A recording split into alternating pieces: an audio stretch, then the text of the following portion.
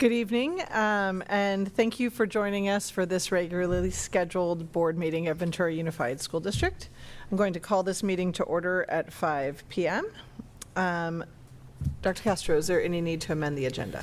Yes, President Rodriguez. Please note that for item 14A, we are going to remove item number 3 from that action item, as it was already approved previously by the board. Okay, thank you. With those amendments, do I have a motion to adopt the agenda? Move to adopt. Second. Thank you. Vote as follows. Trustee Lavier? Yes. Trustee Forsythe? Yes. Trustee Peterson? Yes. Trustee Dannenberg? Yes. And Trustee Rodriguez? Yes. Thank you. Motion carries 5-0. I see no public comment on closed session items, so we will adjourn to closed session to discuss conference with labor negotiators regarding our employee associations and public employee discipline dismissal release. Do I have a motion? Motion to adopt. Second. Thank you. Vote as follows. Trustee Lavier? Yes. Thank you. Trustee Forsythe? Yes. Trustee Peterson? Yes. Trustee Dannenberg? Yes. And Trustee Rodriguez? Yes. Thank you. Motion carries 5-0. Okay, the board is adjourned to closed session and will return at 6 p.m.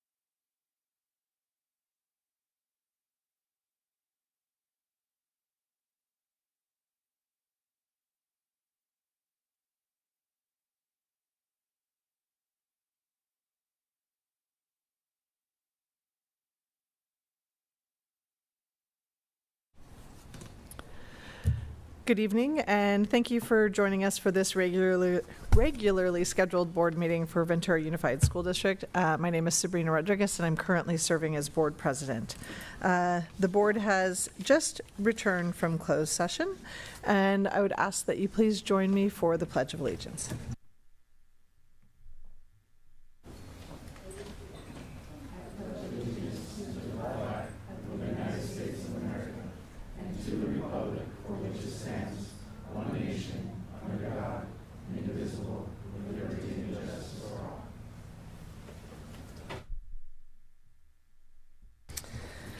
Thank you. And before we take roll, you may notice that we have a new face on our board. Today, the board took action to appoint a new member to Trustee Area 3. And this evening, we want to welcome Alicia Levere.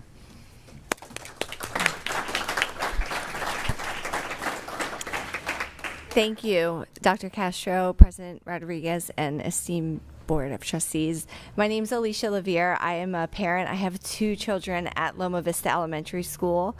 My youngest, Lorenza, is in kindergarten with James's daughter, classmates. My oldest daughter, Lucia, is in 4th grade. And I just want to thank you all for trusting me with this very important position. It's an honor and a privilege to serve alongside of you. And as we all know, I am deeply committed to education and to giving all of our children and all of our students the opportunity to have the highest level of education. And I am deeply committed to that. So thank you. It's an honor. It's great to have you. And hopefully at a future meeting, we can have your family come and you can introduce them to the community. It'd be great. Ms. Dahm, would you please take roll? Sure, I'd be happy to. President Sabrina Rodriguez. Here. Vice President Dr. Jerry Dannenberg. Here. Trustee Calvin Peterson. Here. Trustee James Forsyth. Here. Trustee Alicia Levere. Here. Superintendent Dr. Antonio Castro. Here. Student Board Member Sienna Modi. Here. Student Board Member Ria Gill. Here. And Student Board Member Mark Gambino. Here. Thank you. Great, thank you very much. As I mentioned, the board has just returned from closed session where no action was taken. And this brings us to Superintendent's report. Thank you very much. I just wanted to reiterate the welcome to Trustee Levere. I want to thank the board and staff for a really robust process earlier today. Went really well. I want to thank our other candidates who stepped forward.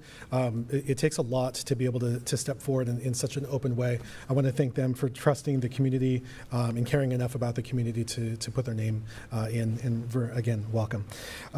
In terms of the next step, do you have the gratitude awards to be able to explore? Or no, not today. A slide, perfect. Yep. Okay. We are actually ahead of schedule. We weren't supposed to have a gratitude recognition until next month, but we had so many, we thought we'd throw a couple out there.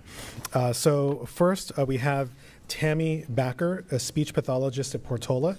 The nominee, or the person nominating her, said that Tammy is dedicated, flexible, inspiring, and that she's given so much to her Portola students and the Jumpstart students. She continues to be available for families in an authentic and empathetic way, and that she makes the art of speaking a reality for children who struggle in that area. So thanks and appreciation to Tammy. Next is Rima Muna, teacher at Pacific High School. Rima is noted as being a compassionate teacher who encourages students to express themselves. She's noted as being creative, caring, and creates an environment that's safe for everyone to build relationships and to grow. And her heart is a talent shine brightly at Pacific. And then lastly, we actually have a student being recognized, as sometimes happens, Jude Frazier. He spent multiple days over the summer volunteering at Balboa. He, along with his family, created 2 beautiful murals. The murals contribute to the campus in amazing ways. He's a shining example of kindness on the campus and cheerful and friendly to everyone. So thank you, Jude. So let's go ahead and give our recognition to them. Thank you.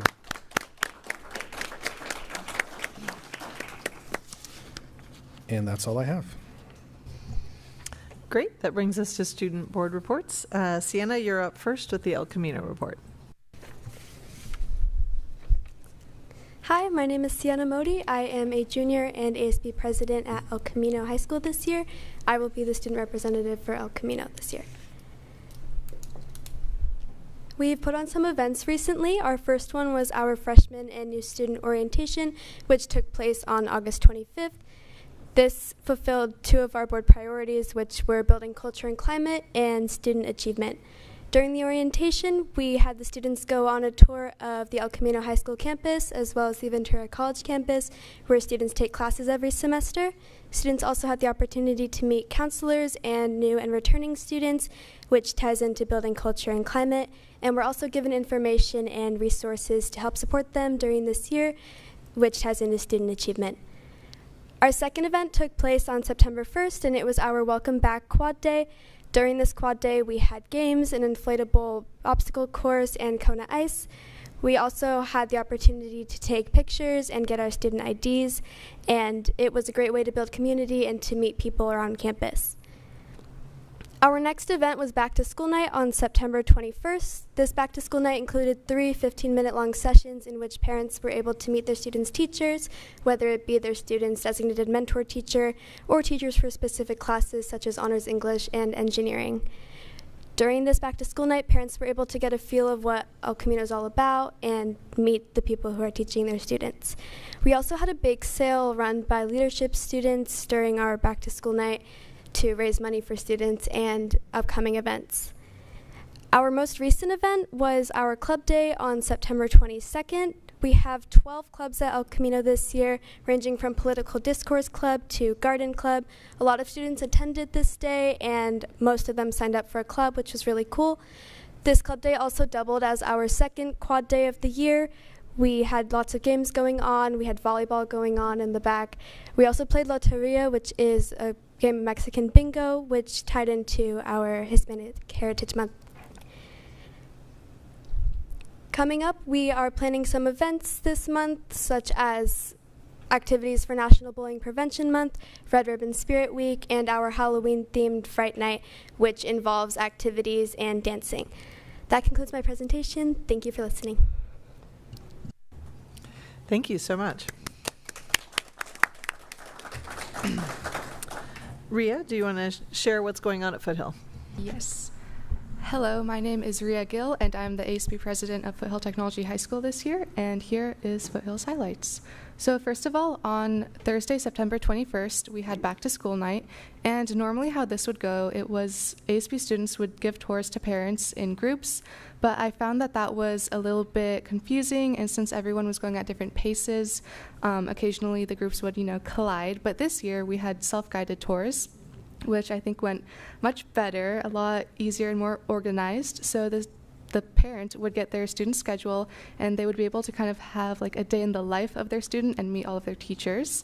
And in addition to that, we had a lot of student-run booths, which I thought was really cool. We had our programs show up, such as bioscience, D-Tech, journalism, and then our new wellness center, and it was really great. And I know that personally my parents were very impressed by all of the students and how articulate they were in presenting their ideas. And then next we had Freshman Friday on September 22nd. So the theme for our year is Lights, Camera, Action, which means that every event, whether it be a dance or a lunchtime activity, will be themed after a movie or some form of media like that. And Freshman Friday was Barbie themed. So all of the freshmen wore pink, and it was really cool to see how they're all very united. I'm actually very surprised because I can tell that they're such a strong group who will have a really strong start to their years of high school. In addition to that, we had a fire group scavenger hunt.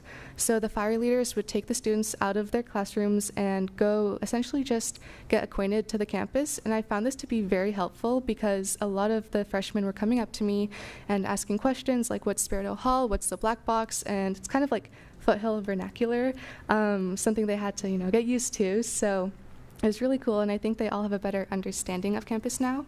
And then last but not least, we had the gown signing, which is every freshman class does this.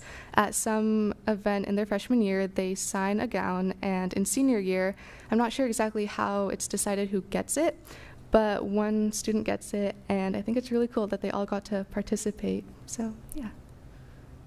And then we had senior picnic on Wednesday, September 20th. This was kind of a finish strong event. It was basically the senior class catered, in and out for the seniors. And as you can see in the photo, they all have their hats, which is really cool. I got a lot of positive feedback from the seniors. ASB as a whole did. They really liked this event. And it was amazing to see how all of these groups who maybe during their years at high school didn't mix as much, mixed during this event. There's a lot of different people interacting with their old friends, but also their new friends. And it was really nice to see that. And then last but not least, this is personally one of my favorite events every year, and this is Club Rush, which was on Friday, September 15th. I saw that we had many new clubs this year, such as the Red Cross Club, the Ascending Sunshine Club, and like the Crochet and Sewing Club. We had a total of 26 clubs, which was really good for Foothill. In addition to that, every student had the opportunity to get involved, which I find to be really important. You don't have to be particularly outgoing. You just go, sign up, and hear about the clubs. And it's an event that anyone can participate in. And as you can see based on the right-hand side photo, there is a lot of students there. So yeah. And then, so my main highlight for August through September so far has been culture and climate. As I said earlier, based on Freshman Friday, I've definitely seen a strong sense of community with the freshmen, which I think is really important as they, start high school. In addition to this, campus has seemed more focused, particularly with academics. That's possibly because I'm a junior and personally I'm very focused on my academics right now. But I think that's really important because as ASB, rolls out with these new events and activities, I think it'll seem a bit more like a treat to them.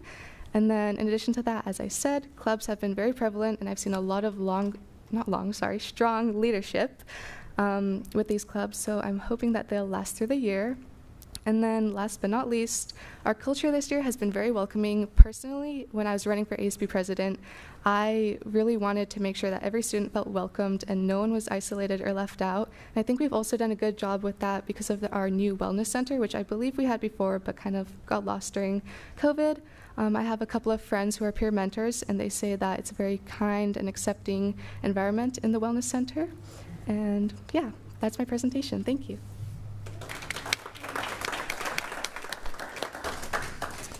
Great, thank you. And Mark, do you want to let us know what's going on at VASE? Yes, thank you. Good evening, Board President Rodriguez, Board Trustees, and Superintendent Dr. Castro.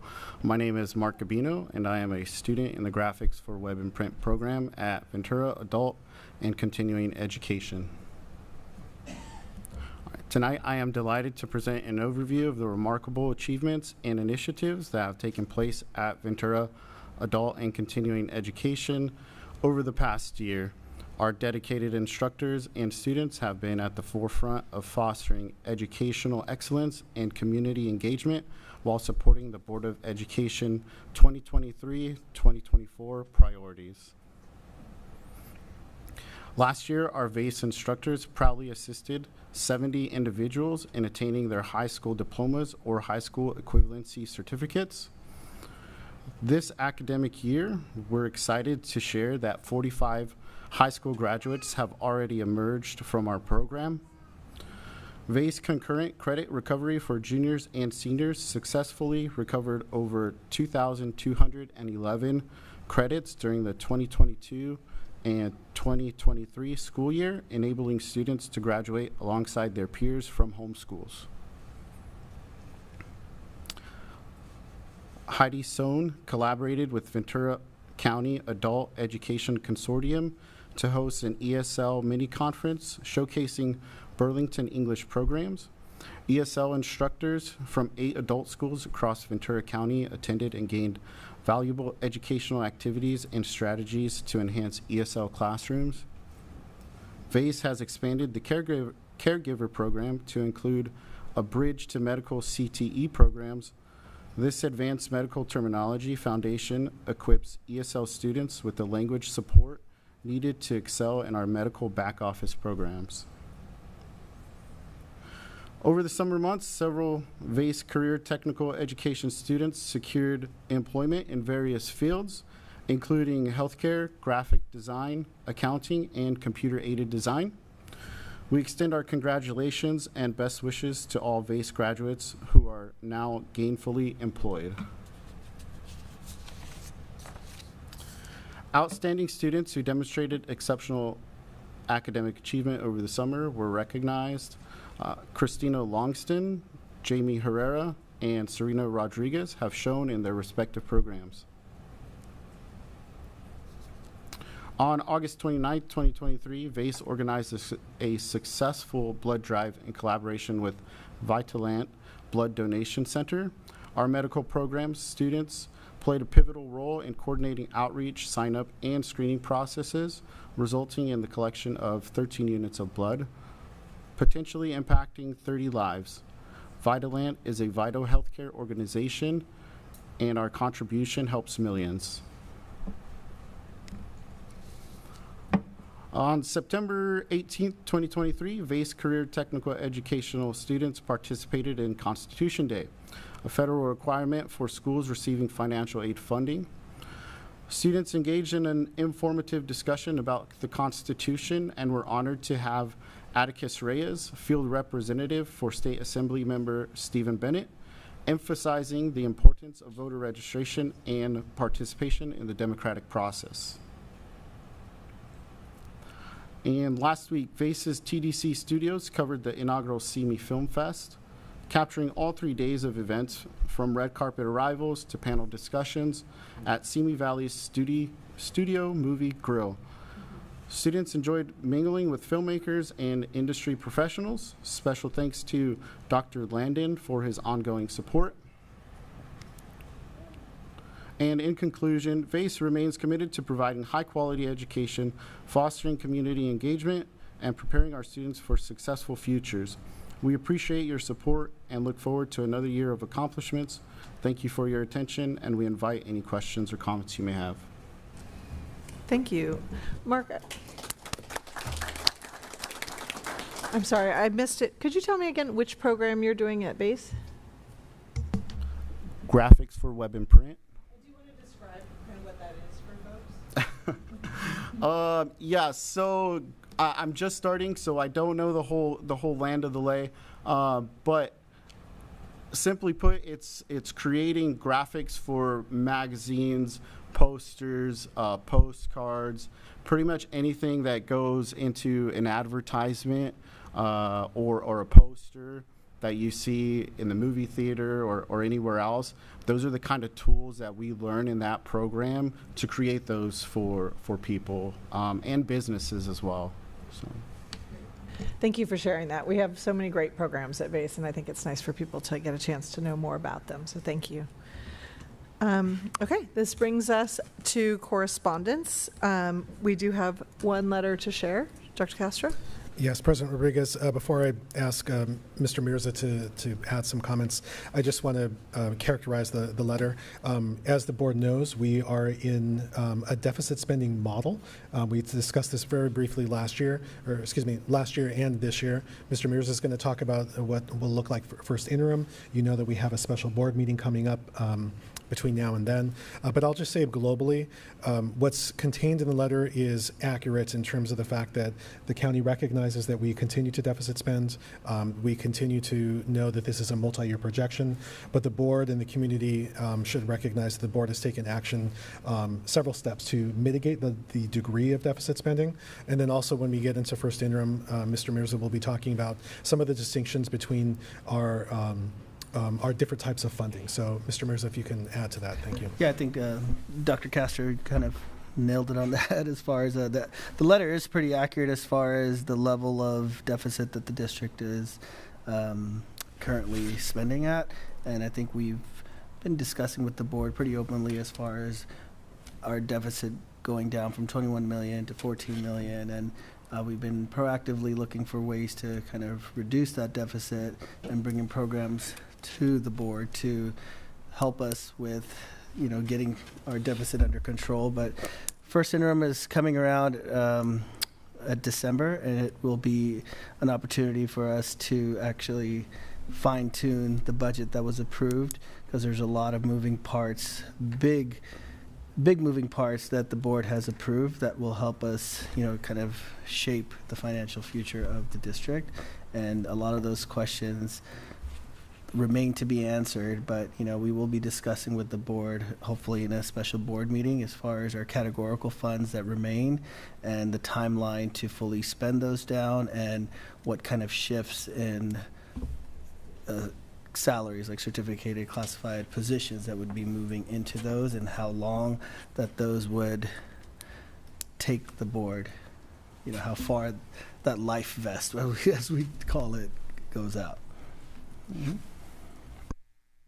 And as is our practice, I'm just going to read the salient parts. So the letter is from Dr. Cesar Morales, who's the County Superintendent of Schools, and it just says, we noted that an estimate of future reductions were included in the multi-year projection, and even with those estimates, the district continues to project deficit spending in the unrestricted general fund for both subsequent fiscal years. This indicates further reductions will most likely be needed to balance the budget. The district is experiencing significant loss of enrollment along with rising costs. It is imperative to reduce expenditures to align with loss of ongoing revenue. Deficit spending is a short-term strategy when available reserves exist, and depleting reserves may jeopardize the financial standing of the district, including its ability to meet the state recommended minimum reserve for future economic uncertainties. It is recommended the district develop a reduction plan to be included in first interim and in preparation for board action by March 2024. Thank you for addressing kind of the concerns there. And again, this letter is available as an attachment to today's agenda. Okay, this brings us to public comments.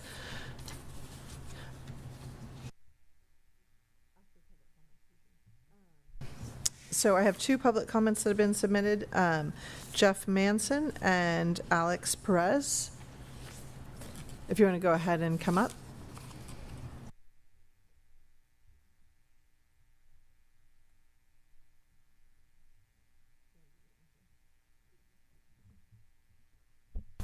Before you What are you doing tonight? I'm Alejandro Perez. Can I get the carpenters to stand up for us? Oh, I'm sorry. Before you start, she's just going to do a little intro. Oh. Sorry. It's okay. Before you begin, I'll make it as quick as possible. I will be giving you 3 minutes and make sure that you have a 30-second warning. Before we begin, we would like to remind everyone that the governing board recognizes the impact that civility has in the effective operation of the district, including its role in creating a safe and positive school climate and enabling a focus on student well-being, learning, and achievement. The board believes each person should be treated with dignity and respect in their interactions within the school community. The board understands that the First Amendment provides strong protection for free speech. However, the board expects that all speech, expression, and action will follow the norms of civil behavior on district grounds, in district facilities, during district activities, meetings, and events, and in the use of district electronic and digital systems and platforms. Please remember that this meeting is streaming live, and we do have students that attend and watch our meetings, so please keep language as respectful as possible. And now you may begin with your 3 minutes. Thank you. How's everybody doing? I'm Alejandro Perez. I want everybody to stand up over here. I'm a 23-year member and now representative for the Southwest Mountain States Regional Council of Carpenters, Local 805. We have about 20 carpenters here in support. Our local is made up about a little bit more than 2,000 members. And first and foremost, I'd like to say congratulations to Alicia Levere on your new appointment. We're in support of all the trustees here, and we're here also in support of the upcoming CWA, which should bring a lot of local work for our membership that lives in the area. They'd be able to attend the teacher conferences, practices, softball practice, baseball practice, be a part of volunteer events, and be here local and not have to drive to LA, Bakersfield, Santa Maria, wherever your job site's at. So we're in very strong support of the CWA, all the trustees, and we'd like to work a little bit closer to home if possible. So that's all we have for the night. Thank you.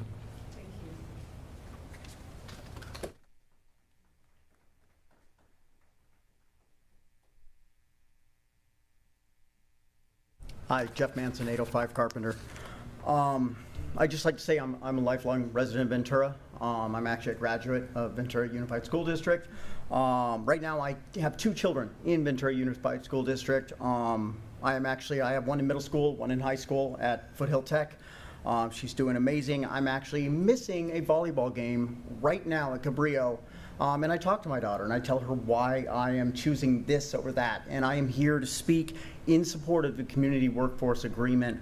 You know, there's many things that have been brought up, from keeping revenue that's earned here, spent here, taxes that are paid here, pay them to locals so they can reinvest them in the community. That is important. Keeping people off the roads to get rid of this nightmare traffic that every one of us has to sit in on a daily basis, hours away from our families.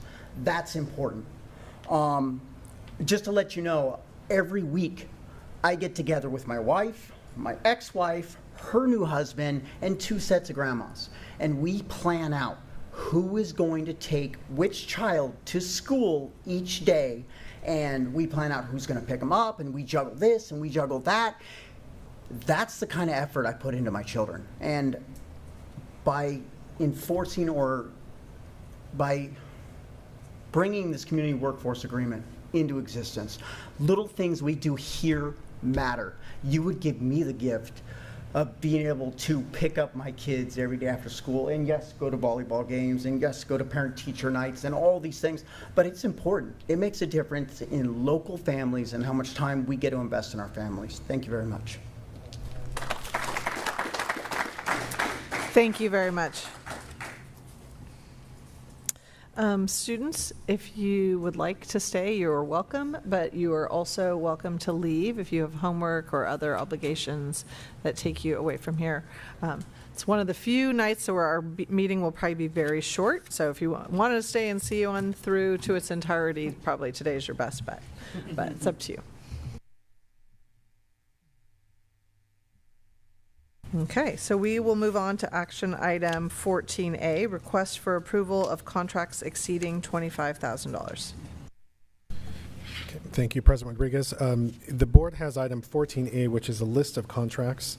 As noted during agenda adoption, line 3 of this should be removed because that was a contract that was previously approved by the board. What I would like to do is to break down the difference of these types of contracts that are coming forward, and then also bring our public current. As late as July, we had a conversation about the types of contracts and agreements that we would be bringing forward. And now that we're in the process of moving several of these that would have previously resided in the consent item agenda to action, we'll start to see some variance of how these show up. So what I'm going to do for the purpose of conversation is to group numbers 1, 2, and 5, which are special education in nature, and then we'll go through the rest. But so when we met in July, and then in subsequent conversations since, the board had given direction to staff and consent really to staff that, given that we've moved to a once a month calendar, that there could be contracts that come forward to provide services that are required by law for students with disabilities. So if we take a look at items 1, 2, and 5, those are those types of contracts that would otherwise not be brought, and you had shared that in times, not always, but that we would be bringing these forward again in the subsequent meeting for ratification. However, because there are some unique issues with these contracts, we didn't want to do that because of the amounts. So I just wanted to share that. But so that said, I want to start with item 1A. Item 1, the board has actually already approved a contract with this vendor. And so in this case, this is an amendment, and the difference of that amendment is about about 36,000. So the spirit that we're bringing this forward is to maximize transparency, even though, again, that the contract was already approved, working with the vendor is already approved. In our past practice, you would have seen this come forward as an adjustment, but this is, again, our desire to be compliant with the direction of the board to maximize transparency for the public. So that's what's unique about that one. Number 2, if you remember last last time, we had talked about the fact that the county, including our district, had been impacted by change of contracts for providing counseling services. These, again, are required per student's IEPs. In the past practice, this may have already gone forward, but we're bringing this forward for approval. One, because of the amount, and also because we wanted to make sure that we know that social emotional learning, mental health, wellness, those are priorities of the board. So this is another reason that we would want to highlight this service. The last one. Dr. Castro, Sure. When it says type, why does it say site improvement for counseling services? You know what? I don't. Do you have any?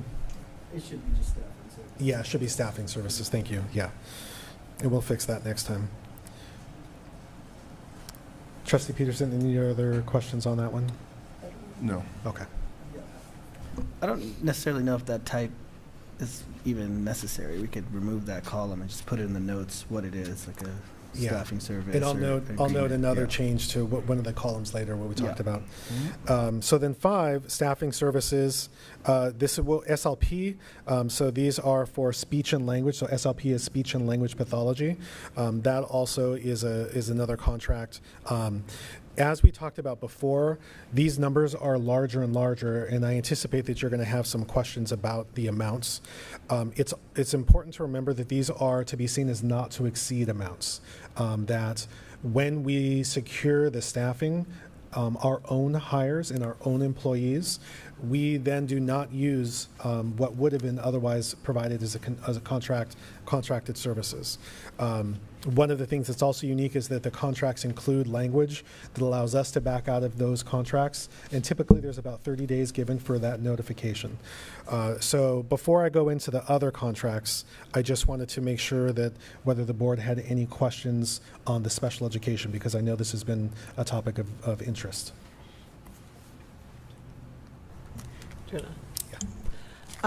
So my question, which I've shared with you, is I would like to know the cumulative amount of contract work that we are staffing with these outside agencies. Do we have a ballpark for this year?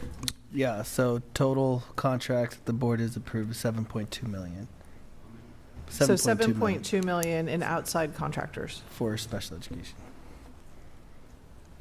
And that's special ed, SLPs, paraeducators. All special education contracts. All whatever we need. Mm-hmm.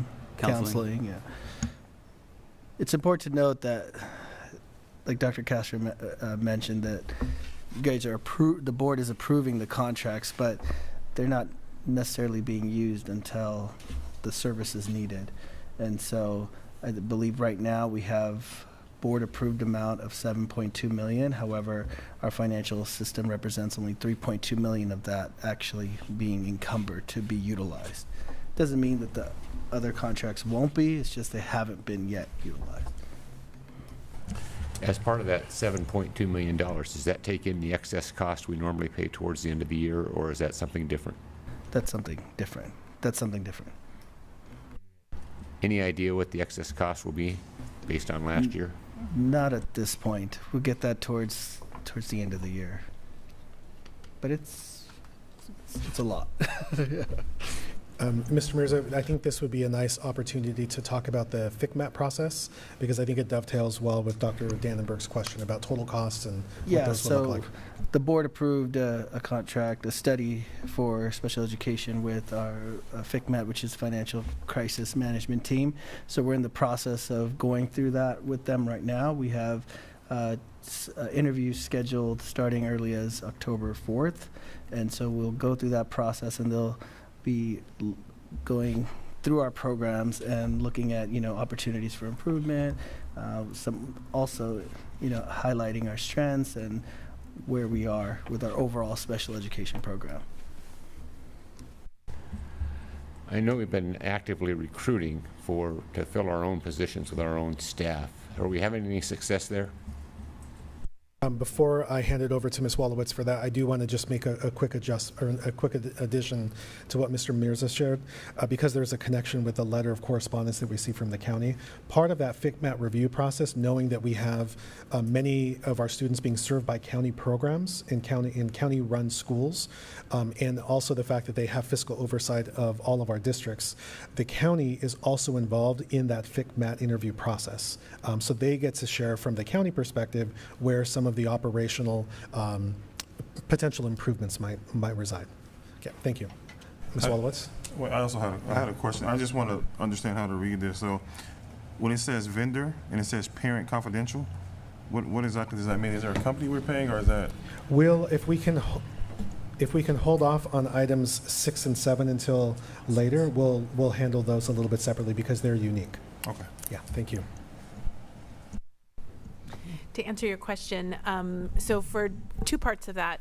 One, last year we agreed to a professional growth agreement with our classified association, and so that has been a helpful process to use as we have our classified employees who are engaging in additional training, professional development, or attending coursework to work towards potentially a credential. You may have seen that with our new hires this year, we did hire some of our previous classified employees who had gained skills through that process, so that's one strategy that we've been using. However, when I consult with my counterparts across the district, so other HR folks across different districts within the county, they too are struggling significantly with recruitment of special education positions. So it does continue to be a challenge across the county. I guess one of the things that's part of the reason I asked. So I guess I would like to see at a future point how that 7.2 compares to other years in terms of outsourcing these positions. But then also a concern that came up at the CDEC this past week at the Special Education District Advisory Committee was how that turnover of non-permanent employees impacts our students, right? So having those para-educators or support professionals who are not going to go all the way through a year with a student, and how hard that is for special education students. So I know that you're doing a lot to try and recruit that, but if there's a way for us to structurally help you in terms of compensation or resources to make sure that we are getting those people and that they're staying with us, because I do think that makes a huge difference for our students' quality of experience. And I guess my question is, so when we use the staffing agency, is there something in our contracts that say the person they send here can't work for us? Like, how do they get the people to work with the staffing agency but we can't get them to work with us? Yeah, each contract varies. I mean, ultimately the goal is to find the employee and cancel the contract. I mean, that's what our goal is. So we would have to look at each contract individually as to why they can't come work for us. But my best guess is that staffing entity pays a lot more in compensation. So I guess it's kind of hard for me to understand how we pay someone more. They can pay someone more than we can pay, but we're paying them for the contract for the same person that's in the building. Like that, it doesn't. I'll jump in here, and then I'll ask Ms. Wolowitz to share some of the evolution of these practices.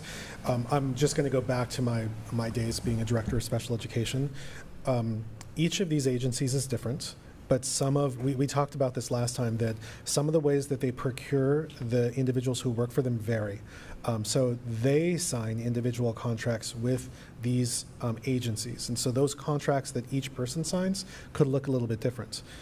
In the case directly when you're asking about would we particularly be able to hire someone that they find for us, the answer is yes, often, but the terms of that contract with that agency could be different. So if it's a very, very high, hard to fill assignment, so I'm just going to take, for example, speech and language pathologists. the terms for us to be able to kind of buy out that portion of the contract could be extraordinarily high, as opposed to with I'm not going to say not hard to find, because many of these positions are hard to fill, but not necessarily at that same level. The buyout structure could be structured very differently. So it's not to say that they couldn't become our employees, but each of those opportunities looks different depending upon the agency that hired them. And so, Ms. Wallowitz, if you can share kind of our next step. I was just going to add that at a previous board meeting you had mentioned, I believe it was you, President Rodriguez, that had asked, for us to explore what are those agencies doing, and could we engage in some of the practices that they are potentially using to successfully recruit. And some of the things that we've learned thus far, we're continuing to explore that and gather information. But thus far, some of those things are them being itinerant or having a greater flexibility to switch from a position to another position sometimes, as well as a different level of benefit, that maybe they're not getting long-term benefits of like a retirement plan potentially, or health and welfare benefits, and so they have different structures of their compensation that we may or may not be able to offer in the same manner that they are, because us being an LEA. But we are continuing to explore those, as well as explore other agencies that tend to have shorter term contracts and assist us with recruiting, but then being able to move them over to become our employees. So we are aware that we haven't yet mastered this, and we're continuing strategies until we do. I have a couple questions. Typically if I ask for data, I like to submit it ahead of time so you can collect that data, so I apologize. But typically, how many on average bodies do we fill, or do we hire to fill those spots? What is 7.2 million buying us? No, that's okay. It's again, I'm sorry for the. We'll get that information. Yeah, and we'll send it via board memo. No reason to apologize. Yeah. And then second question is, with the paraeducator, there was some. I guess this is the question about the contract. Some paraeducators that are agency are contracted, and they are not responsible for certain things like toileting and things like that are kind of challenging, and yet they're getting paid more than our paras that are toileting, essentially doing more work. Do we have any? Can you lay out any information about the contracts specifically for the paraeducators and working with students? I know we just got the contracts. Okay.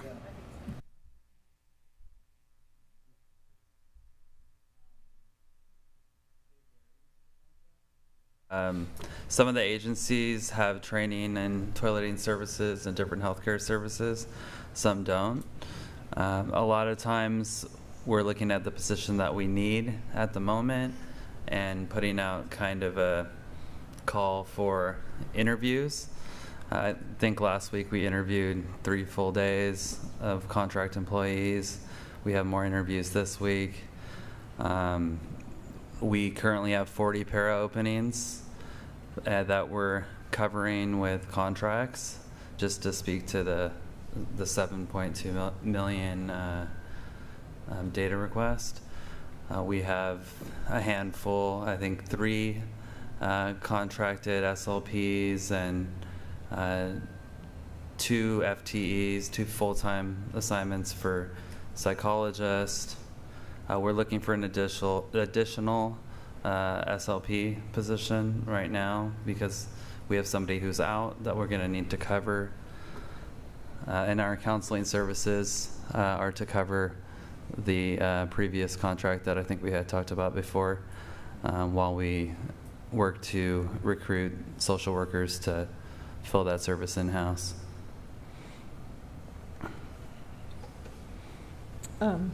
So I guess one of the concerns I have about this is, I know last year at some of the school sites when we were losing SLPs and psychs, one of the things that was brought up was caseload, right? So it's not always the competitiveness of our salary, but also the working conditions. And so I just want to make sure that as we're looking at these things, again, this is kind of where I feel like if there are structural things that we can be doing as a district to make us a more desirable place for these people to stay, right, then that would be something that at least with my 20%, I would be interested in hearing. I'm borrowing that from Calvin because he likes to talk about his 20%. But Ms. Wolowitz, I'll ask you to follow up, but the answer is yes. And I just want Gina.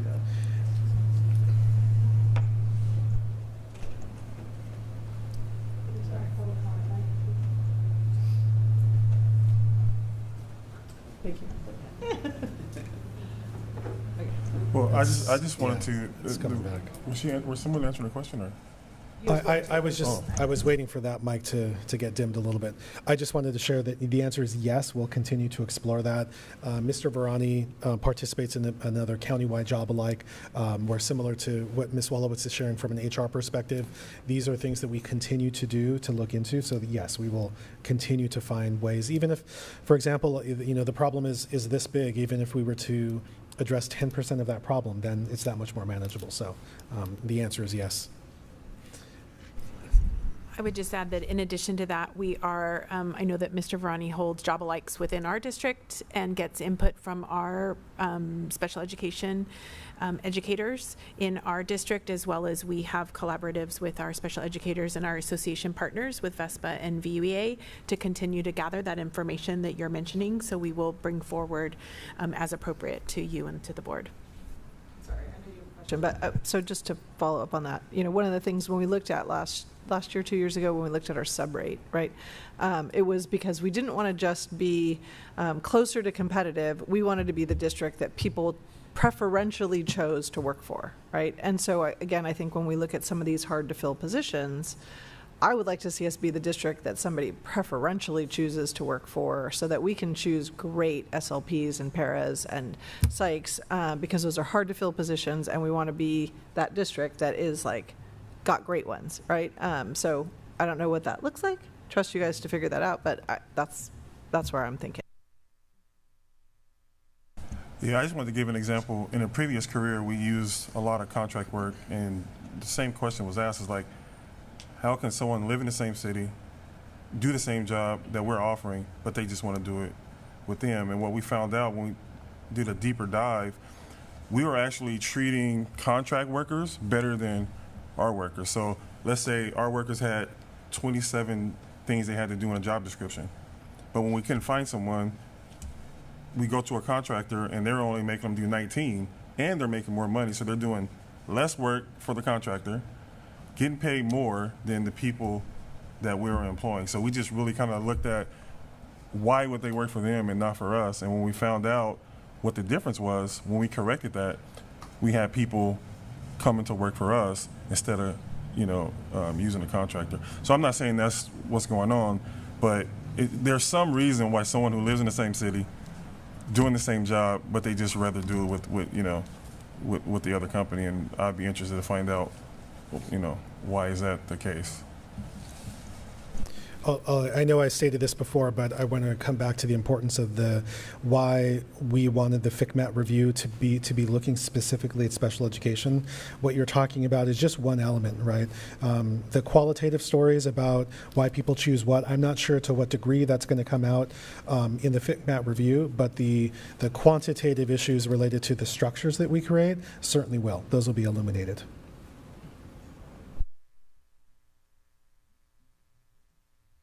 Last question, I'm so sorry. How are these contracts typically chosen? Is there two competing different companies, and then how does that happen? They reach out to all the vendors and try to develop.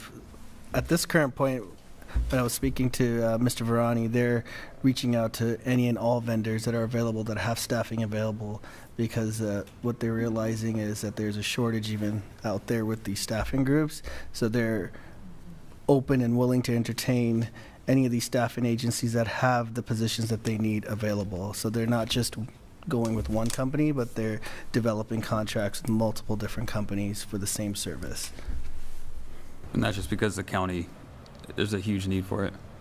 For well, support currently in staff. our district and yeah, across the county. Okay, so if there aren't any more questions on 1, 2, and 5, we group those together. I want to jump down to 7 and 8 just because they're close in nature. Trustee Peterson, you had asked what makes these unique. The reason that these are confidential is that sometimes districts engage in settlement agreements, and that's what these represent. These are settlement agreements that are supposed to be confidential and private. But we still have to note them because the amounts exceeded, the agreement exceeds $25,000. Okay, any questions on that? If not, I'll move on to numbers 4 and 6.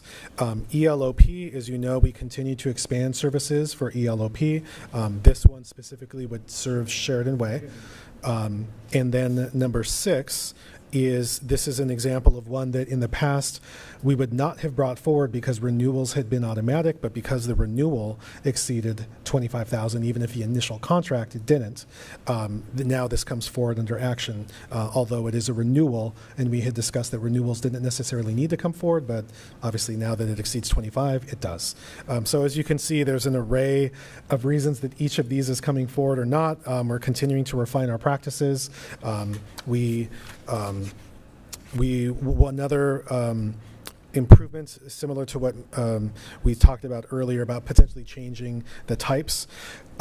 We noted that the board had also asked us when appropriate to add LCAP goals to each of these actions. So that's another column that we need to be adding, that when appropriate and when aligned with an LCAP goal, we will be noting that in the next iteration.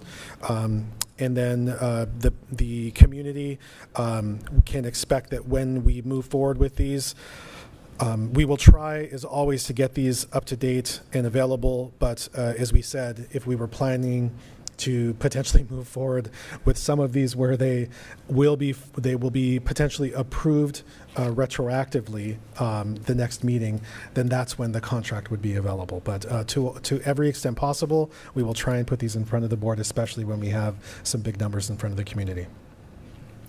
And that's all we have. So this is a first read. It is an action item.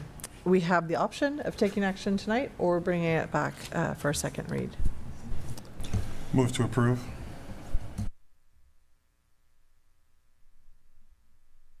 Second. Thank you. Vote as follows. Trustee Lavier? Yes. Trustee Forsythe?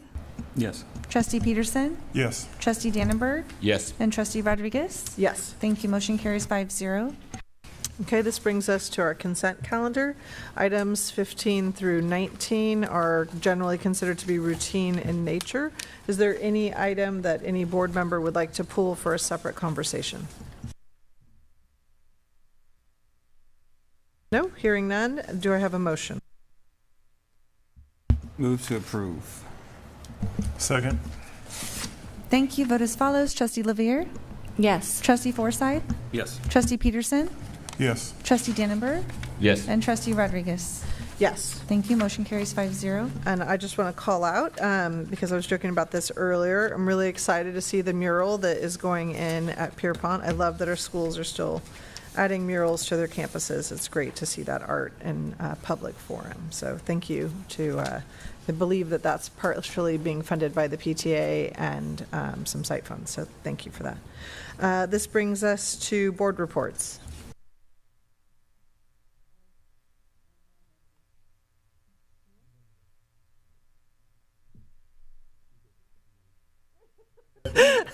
So while James remembers his board report, so I have a couple of things to share. Last week, Calvin and I were at the Midtown Ventura Community Council meeting. We got a chance to listen to a presentation by new city manager Bill Ayub, which was really fantastic. It was great to hear his vision and see him engage with the community. Additionally, Mac, and I'm trying to think. Talking about for the city? Yeah, the city, Douglas. Mac Douglas, thank you, presented a little bit about the city's emergency preparedness plan and the work that they're doing to engage with stakeholders. And then lastly, Steve Schaefer presented on Washington School and the Historic Preservation Society's move to have it designated as a historical landmark. One of the things that was really interesting that he shared was that they actually found pictures of that very tall pine tree that's in front of the school. They found pictures of it being planted as a seedling over 100 years ago. So what they shared with the community was that not only do they believe that the school will be designated a landmark, but actually that the tree will be a historic tree because of its history for the community of Ventura. So kind of cool, depending on how you feel about big trees. And then last Friday, I attended the district's first Special Education District Advisory Committee meeting. Neil did a great job of engaging with a new group of parents, and really nice to see that committee grow and add some new faces. And in particular, I wanted to highlight some new parent trainings that are coming up on October 4th, is that right? The IEP basics? October 4th. They will be holding an IEP 101 presentation for families to sign up to learn about that process.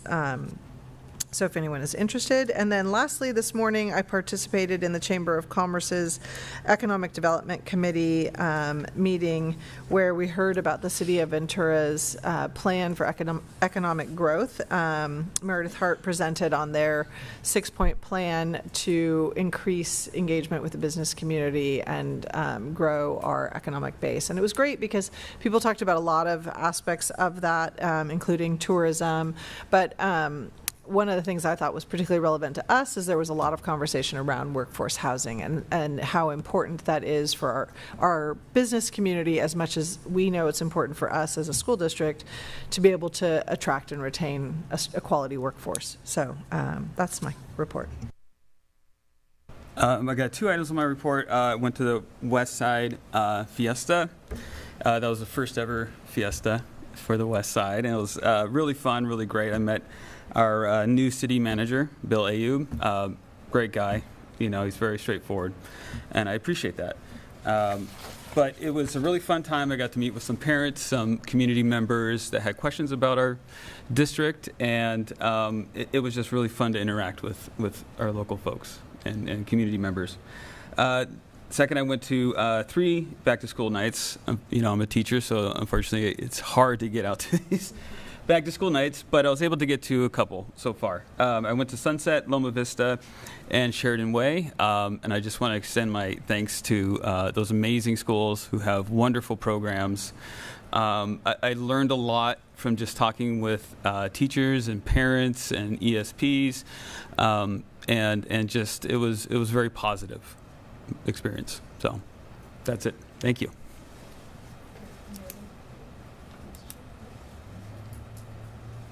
That brings us to coming events. As that's coming up on the screen, we'll continue the theme of back-to-school nights. We will be completing our back-to-school nights this upcoming week. Just like what you've shared, we continue to see just the parent involvement has been wonderful. A lot of the parents are bringing kids, so it's just a really festive environment to be at. I want to thank our PTAs, PFOs, PFFOs for continuing to find ways to support the schools. We have one more listening tour date, September 29th. This one is at Citrus Glen. I also want to thank our staff for making those happen. A lot of organization that goes into that, so thank you all. Our next Teacher of the Month celebration is October 5th at Juana Maria. We have a PAC meeting coming up on October 6th, our AAPC on October 11th, and our LCAP Advisory Committee meeting on October 18th. Just a quick plug for the LCAP Advisory Committee meeting. Dr. Bayless certainly will be sharing some of the new developments that we're seeing from the state legislatively about the LCAP and changes that are coming. Great, thank you. Future board items. Does anyone have anything that they would like to bring forward? No. I have a couple of things. Sorry. So the first thing is, given that we continue to see that the PLA and or slash CWA is an area of real interest, I was just wondering if we have a date in mind for that. We can be ready for some suggested dates for that when we meet on October 10th. Okay. So at the next board meeting, you'll bring us some potential dates for yes. that? Okay. And then 2 other items. We had an open letter in the VC Star regarding joint use agreements with our city regarding our school area, during off hours. And it occurred to me, we haven't had a conversation around that. So I would like to see us have a conversation to see what is the board's perspective on what that would look like. And then lastly, I mentioned the historic preservation efforts that are going on around Washington School. And similarly, I think it would be great for this board to weigh in on whether or not that was something we were interested in supporting. I don't know. Yeah, so let's go back to the first one. The first request was for joint use agreements, so maybe like a conference item on the board's perspective on joint use agreements. So is there consensus on that as a conference item? Conference item. Okay. I'll just take the opportunity to note that in preparation for that meeting or for that item, part of the joint use agreements, it's good for the public to know, has been our outreach with the city. So there may be some complexities that we can't fully demonstrate. We will reach out to the city to share the night that we will be doing that, but who knows what the city's position will be on participating in that. So we may not be able to have as full of a discussion as we might, especially given that the joint use agreements are in many ways highly contingent upon our agreements with the city. So just wanted to make sure that that would be understood. And so from my perspective, and I don't know where my colleagues stand, but I would like to have the conversation about, are we interested in pursuing that? So before we start looking at what parameters would be, is there support amongst this board to engage in that conversation with the city and look at our properties as potentially for joint use? Okay, thank you for that clarification. That's perfect. And then the second one? So similarly, this board has not had an opportunity to discuss whether or not we support or oppose the historic preservation for Washington School. And the process will move forward by the Historical Preservation Society with or without us, but we have the opportunity to either take a positive position, a negative position, or a neutral position. Okay. And my recommendation for that would be a special board meeting because there's a high level of complexity. We would also need our attorneys present for that. There's a lot that goes into that. Just in terms of the pacing, as you know, you received a request from Amy Dahm for the special board meeting on budget. We only have a couple of days prior to December that can even fit that in. Then we have our December meeting. Any additional special board meeting outside of that would most likely take place after the beginning of the year. So I just want to make sure that we're clear on the potential timelines. So consensus on that item? We have two. Calvin's thinking. Yeah, so we have to have a special board meeting with attorneys to decide if we support the Preservation Society for the Washington School. Like, seems like, isn't it just what the board thinks? Like, why does it have to be a special board meeting with attorneys for that? I'm not saying that it needs to be. I think it would be in the board's best interest to understand some of the potential legal some of the legal issues at play when it comes to endorsing one way or the other. There could be an array of potential limits or ceilings on the value of property. So there are those would be the top two issues. I think it's strongly in the board's best interest to have legal representation present for that discussion because of the ramifications.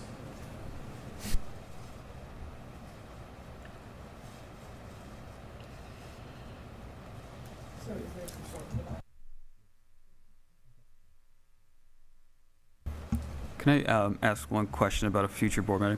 So expanded learning, are we going to receive a board meeting on that closer to the end of the school year as far as how successful it was and how many participated and so on and so forth? Dr. Bellis, we just received an update on ELOP. When do we think would be the best time? Because we still have to do all the data review. So let me get a little bit of clarification. Is the question about the types of programs we would be offering again during summer, or is the question evaluating at the end of the year all of the programs that we had and like the general participation and outcomes? Generally, yeah, the second letter. Okay, so that would be what, August or September? Of the following year. So year? Right now we are engaged in a research project, a data analysis of can we decipher what the impact is for eligible students who participated in ELOP versus eligible students that did not participate. And again, our systems have not been set up to track those things, and so we're working with tech services to do that. That is ultimately the question. I think President Rodriguez asked that after our last presentation at the last board meeting. So we are seeking to do that, not only just for summer programs, but collectively, what is the impact educationally on all the metrics that we follow for this eligible student group that participates in ELOP. So we could have something certainly at the towards the end of the year, but we are trying to work with the data we have from this past year to present to the board our findings. And we hope to be able to do that at least preliminarily at our next October presentation when we talk about student performance data broadly. But if not, then certainly we hope to be able to do it before winter break. Great, thank you. So this leads us to board and superintendent comments. This is just your chance if there's something that you want to share with the community or just a general comment about like the season. It's really super open, or you can pass. Nothing right now. Thank you. So congratulations. Thank you. Trustee LaVier, how does that sound good? Yeah. Sounds good.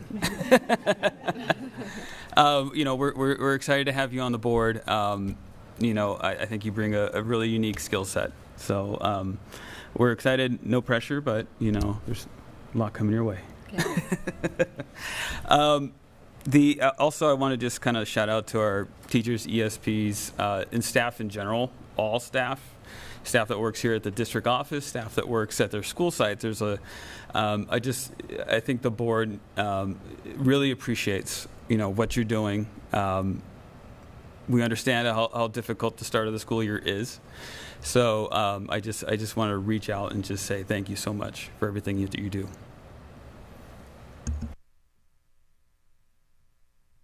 Ditto. I would agree with Mr. Forsythe on all things. Congratulations on being selected for the board. Just a reminder to parents that are on PAC committee, our next PAC meeting is Friday morning, so look forward. Next Friday? Next Friday? Okay, a week from Friday. I'm sorry, missed it.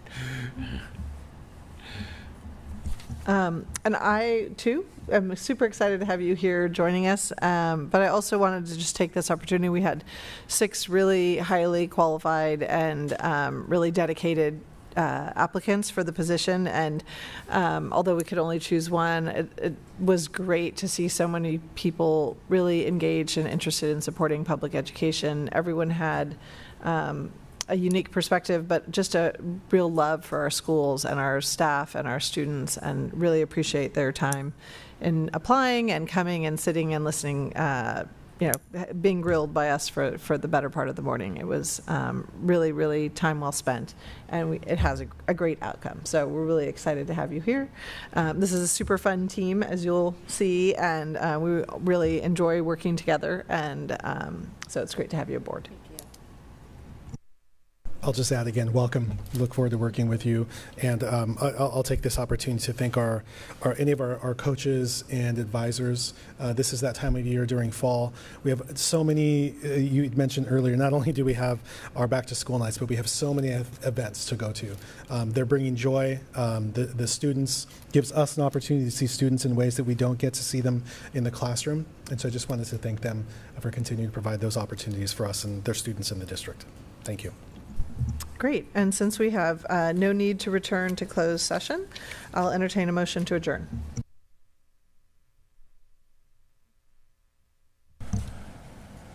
Motion to adjourn. It's kind of weird this early. I don't even know what I'm going to do. Second. Thank you. Vote as follows. Trustee Lavier? Yes. Trustee Forsythe? Yes. Trustee Peterson? Yes. Trustee Dannenberg? Yes. And Trustee Rodriguez? Yes. Thank you to VACE and TDC Studios for, as always, sharing our story with the community. And at the incredible hour of 7:25, our meeting is adjourned.